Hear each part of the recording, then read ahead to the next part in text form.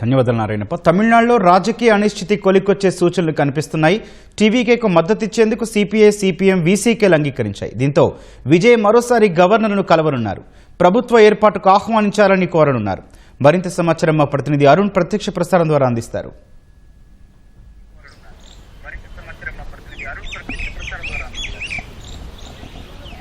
Thank you.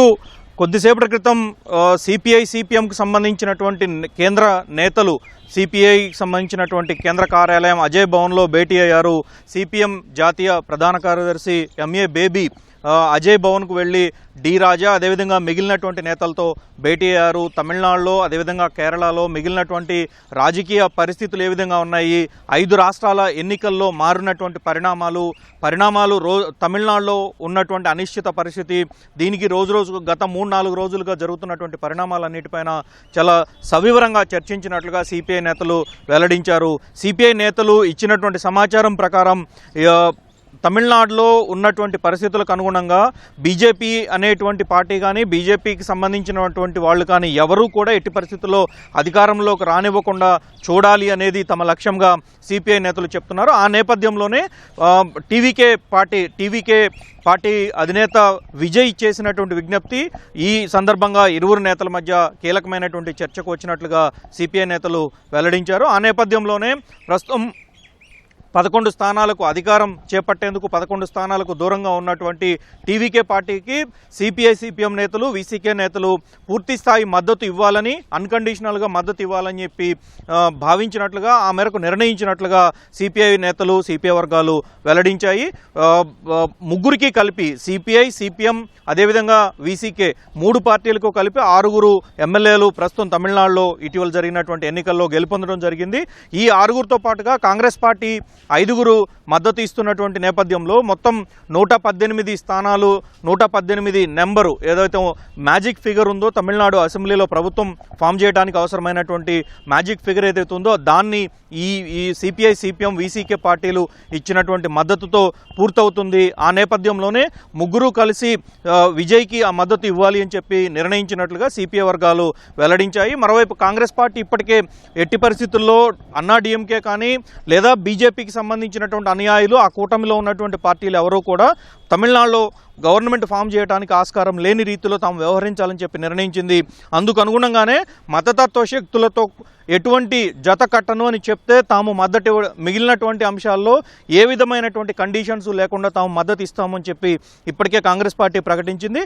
ఆ నేపథ్యంలో ఇప్పుడు కాంగ్రెస్ పార్టీకి ఉన్నటువంటి 5 స్థానాలు, అదేవిధంగా సిపిఐ, సిపిఎం, వీసీకే 3 పార్టీలకు ఉన్నటువంటి 6 స్థానాలు, మొత్తం 11 స్థానాలతో 4 పార్టీలు కలిసి విజయ్కి మద్దతు ఇవ్వడానికే ముందుకు వచ్చాయి. ఈ నేపథ్యంలోనే మారుతున్నటువంటి పరిణామాల నేపథ్యంలో ఈ రకమైనటువంటి కీలకమైనటువంటి నిర్ణయం తీసుకున్నట్లుగా సిపిఐ వర్గాలు వెల్లడించాయి. సిపిఐకి సంబంధించినటువంటి నేతలు కూడా ఇందుకు సంబంధించి కొద్దిసేపట్లో అధికారికంగా ఒక ప్రకటన విడుదల చేయనున్నట్లుగా చెప్తున్నారు.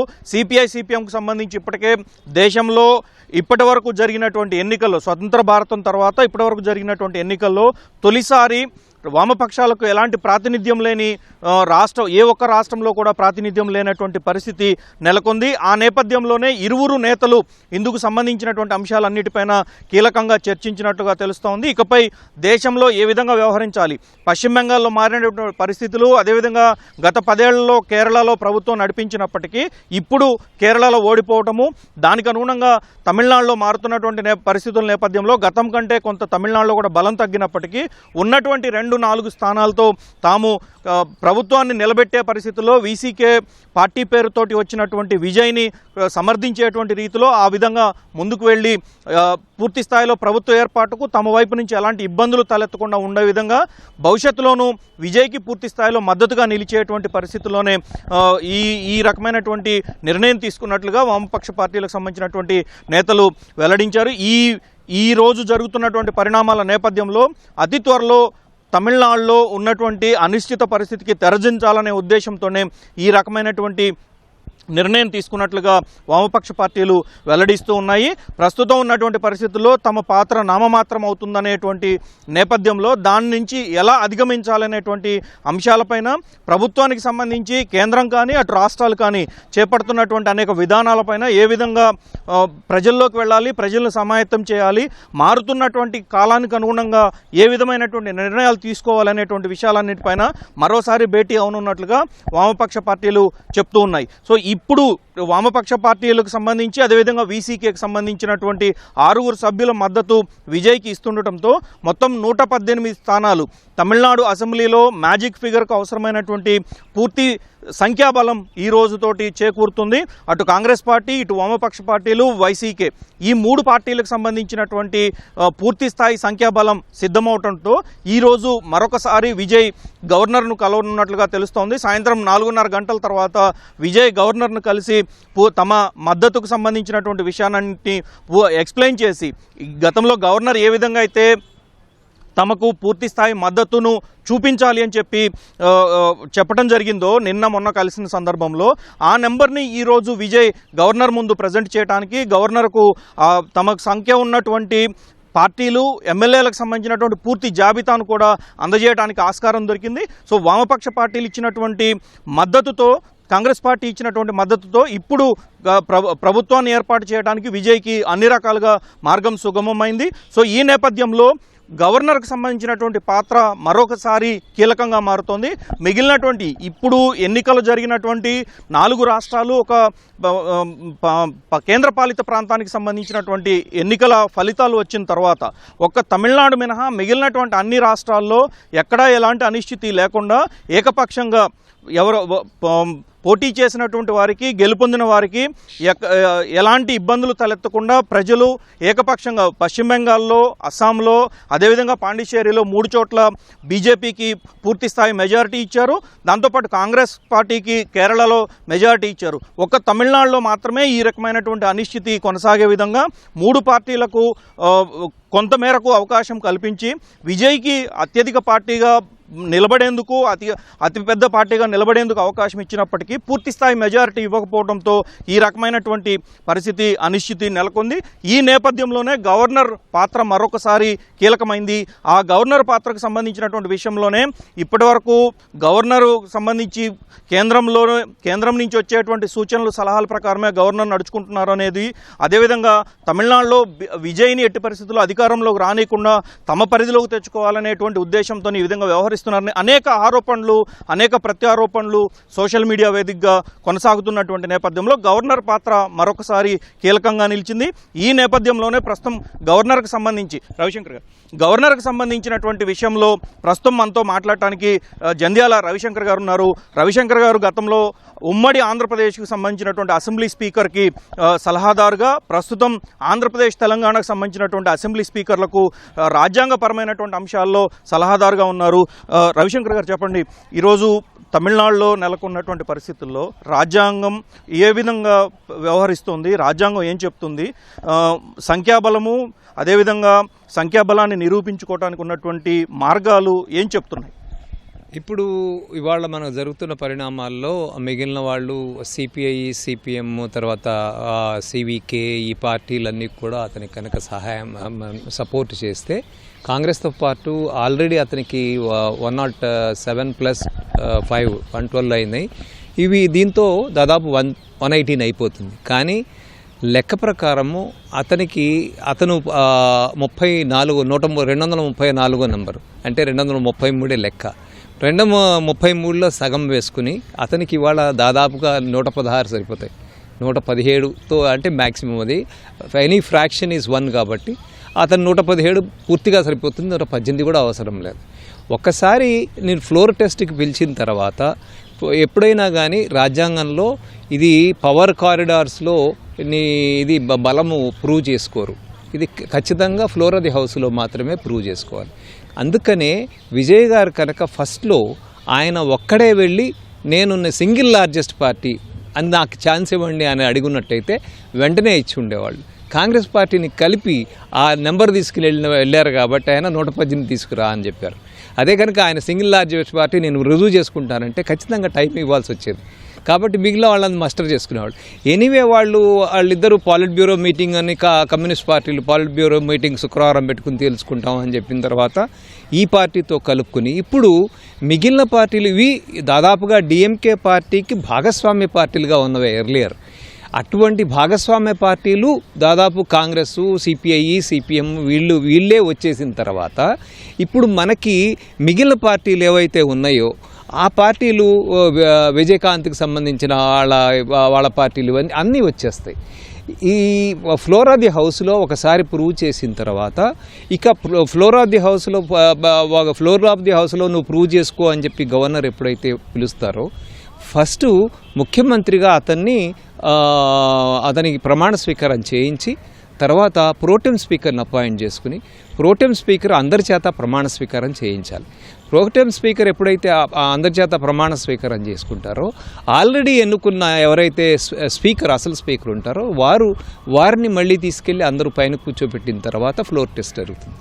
దీనికి వాస్తవానికి గవర్నర్ దగ్గర పూర్తి స్థాయి మెజారిటీ నిరూపించుకోవాలన్నా లేదు అసెంబ్లీలో మీరు చెప్పిన విధంగా అసెంబ్లీలోనే ఫ్లోర్ టెస్ట్ చేయించుకోవాల్సిన అవసరం అంటే రాజ్యాంగం ఈ విషయంలో స్పష్టంగా ఏం చెప్తుంది?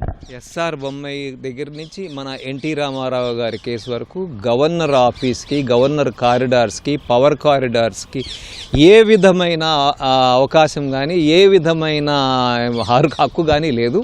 ఇది ఈ ఫ్లోర్లో మాత్రమే రుజువు చేసుకోవాల్సిన రైట్. ఇది ఫ్లోర్లో చేస్తేనే రైటు. అసలు గవర్నరు నీకు లెక్క లేదు అని లెటర్ని ధిక్కరించడం, రిటర్న్ చేయడం కూడా అతని తప్పు.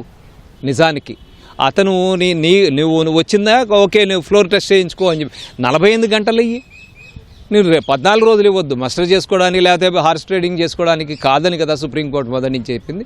48 గంటలు ఇయ్యి లేకపోతే 72 గంటలు తెచ్చుకో అని చెప్పాలి కదా. అట్లా చెప్పకుండా నువ్వు వెళ్ళిపో, నీకు ఇప్పుడు కాదు, నువ్వు మొత్తం 18 తెచ్చుకుంటే అసలు 18 తెచ్చుకోవడానికి అతను లెటర్ ఇచ్చినప్పుడే తెచ్చుకో అని అతను చెప్పినప్పుడే దాన్ని క్వశ్చన్ చేయాలి నువ్వెవర్రా అని.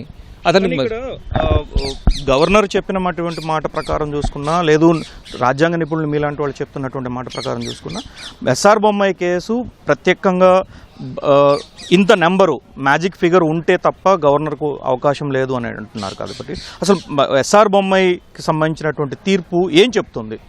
అసలు పవర్స్ ఆఫ్ గవర్నర్ అనేది రామేశ్వర ప్రసాద్ కానీ ఎస్ఆర్ బొమ్మాయి కానీ నవాబ్ రేబియా కానీ గోవా ఇది కానీ వీటిల్లో ఏంటంటే గవర్నర్లకి ఇచ్చిన పవర్ ఏంటంటే ఫస్ట్ నువ్వు ప్రీపోల్ అలయన్స్లో ఉన్న మొత్తం మెజారిటీ ఉన్న వాళ్ళని పిలవటం, సెకండు ఒక్క సింగిల్ లార్జెస్ట్ పార్టీని పిలవటము, థర్డు పోస్ట్ పోల్ అలయన్స్లో ప్రభుత్వంలో చేరటానికి ఒప్పుకున్న పార్టీలను కలుపుకుని చేరమని, ఫోర్త్ స్టేజ్ ఏంటంటే ప్రభుత్వంలో చేరకుండా అవుట్ సైడ్ ఇక్కడ ఫస్ట్ దానికి అవకాశం లేదు.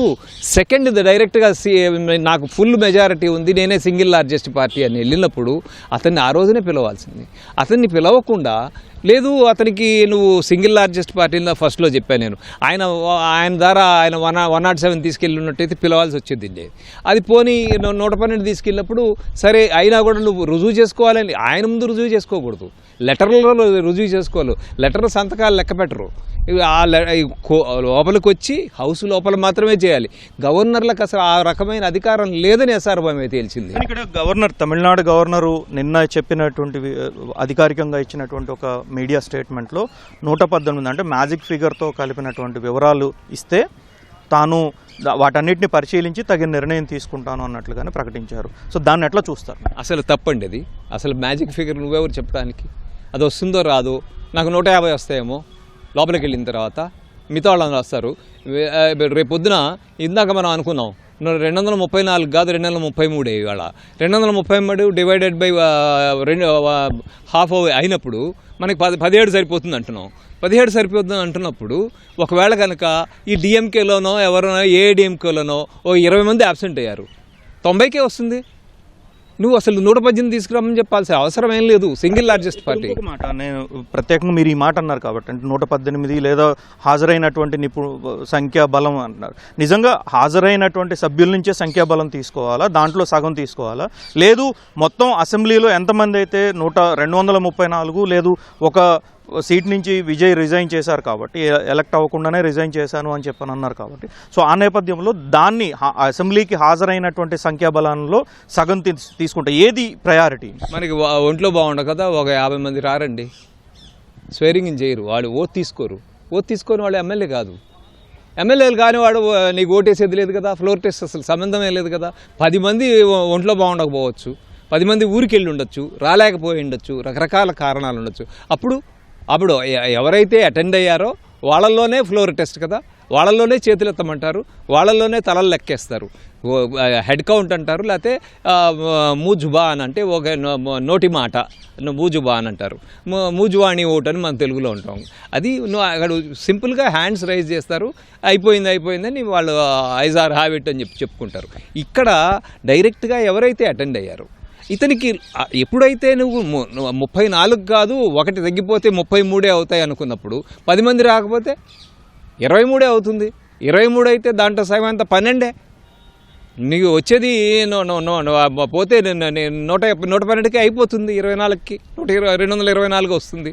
కాబట్టి లోపలికి వెళ్ళిన వాళ్ళు ఓటు తీసుకున్న వాళ్ళలో దాంట్లో 50% నీకు కావాల్సింది అది లెక్క. అది ఆ లెక్కరికి ఇప్పుడు ఖచ్చితంగా అతనికి ఉంది. అతను రెండు కాబట్టి ఇవాళ 33, 233 కిందే లెక్కేస్తావు. Thank you sir, thank you so much. So ఇది రవిశంకర్ గారు చెప్తుంది.